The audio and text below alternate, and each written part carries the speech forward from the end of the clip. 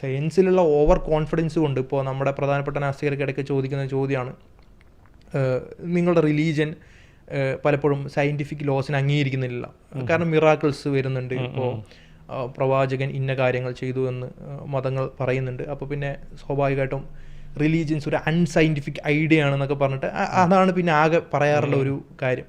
ശരിക്കും അതുപോലെ ഇവർക്ക് സയൻസ് എന്താണെന്ന് മനസ്സിലാകാത്തതുകൊണ്ടുള്ള പ്രശ്നമാണ്. ഇപ്പോൾ സയൻസ് എന്ന് പറയുന്നത് റെഗുലാരിറ്റിനെ റീഡ് ചെയ്യും, ആ റെഗുലാരിറ്റീസിനെ ലോസ് എന്ന് വിളിക്കുകയാണ് വാസ്തവത്തിൽ ചെയ്യുന്നത്. ഞാൻ നേരത്തെ പറഞ്ഞതുപോലെ ഒരു കോയിൻ ടോസ് ചെയ്യുന്നു, അത് താഴോട്ട് വീഴുന്നു.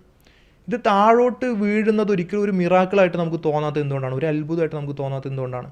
നമ്മളെപ്പോഴും അത് തന്നെയാണ് റെഗുലറായിട്ട് കണ്ടുകൊണ്ടിരിക്കുന്നത്. നമ്മളെപ്പോഴൊക്കെ കോയിൻ ടോസ് ചെയ്യുന്നു അപ്പോഴല്ല അത് താഴെ വീഴുന്നു. സോ ഇറ്റ് ഈസ് ജനറൽ ആയിട്ടുള്ള ഒരു കാര്യം മാത്രമാണെന്നുള്ളതാണ് നമ്മുടെ കോൺഷ്യസ്നെസ് അല്ലെങ്കിൽ നമ്മുടെ ബോധത്തിന് അങ്ങനെ തോന്നുന്നതാണ്. ഇനി വേറൊരു കാര്യം ചിന്തിച്ച് നോക്കാം, എപ്പോഴൊക്കെ നമ്മൾ കോയിൻ ടോസ് ചെയ്യുന്നു, എപ്പോഴൊക്കെ കോയിൻ ടോസ് ചെയ്യുന്നു അപ്പോഴെല്ലാം ആ കോയിൻ ബട്ടർഫ്ലൈ ആയിട്ട് പറന്നു പോവാണ്.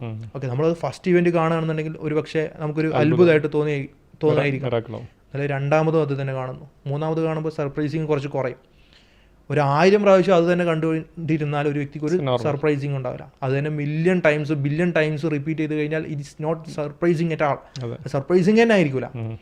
അങ്ങനെയാണ് എന്നുണ്ടെങ്കിൽ എന്തുകൊണ്ടാണ് ആദ്യത്തിൽ മിറാക്കിൾ ആയിരുന്നൊരു കാര്യം രണ്ടാമത് മിറാക്കിൾ അല്ലാതെ ആയി മാറിയത്? അതിൻ്റെ റെഗുലർ നേച്ചർ കൊണ്ടാണ്. അപ്പോൾ റെഗുലറായിട്ടൊരു മിറാക്കിൾ സംഭവിക്കുകയാണെന്നുണ്ടെങ്കിൽ അതിനെ മിറാക്കിൾ അല്ല എന്ന് വിളിക്കാം. ശരിക്കും അപ്പോൾ സൂര്യൻ ഉദിക്കുന്നത് ശരിക്കും എന്താണ്? മിറാക്കിളാണ്. ആറ്റംസ് ഈ സ്വഭാവത്തിൽ വർക്ക് ചെയ്യുന്നത് മിറാക്കിളാണ്. ഈ കാണുന്ന പ്രകൃതിയും പ്രപഞ്ചവും ഈ ഒരു പ്രത്യേക സ്വഭാവത്തിൽ വർക്ക് ചെയ്യുന്നത് മിറാക്കിളാണ്. അതിൻ്റെ ജനറൽ സ്വഭാവം അത് റിപ്പീറ്റ് ചെയ്യുന്നു എന്നുള്ളത് കൊണ്ട് നമുക്ക് മിറാക്കിൾ അല്ലാതായി തോന്നുക മാത്രമാണ് ചെയ്യുന്നത്. ഈ പറഞ്ഞതുപോലെ ഇനി മിറാക്കിൾസിൻ്റെ കാര്യത്തിലോട്ട് വരുമ്പോൾ തന്നെ if God exist miracles R possible.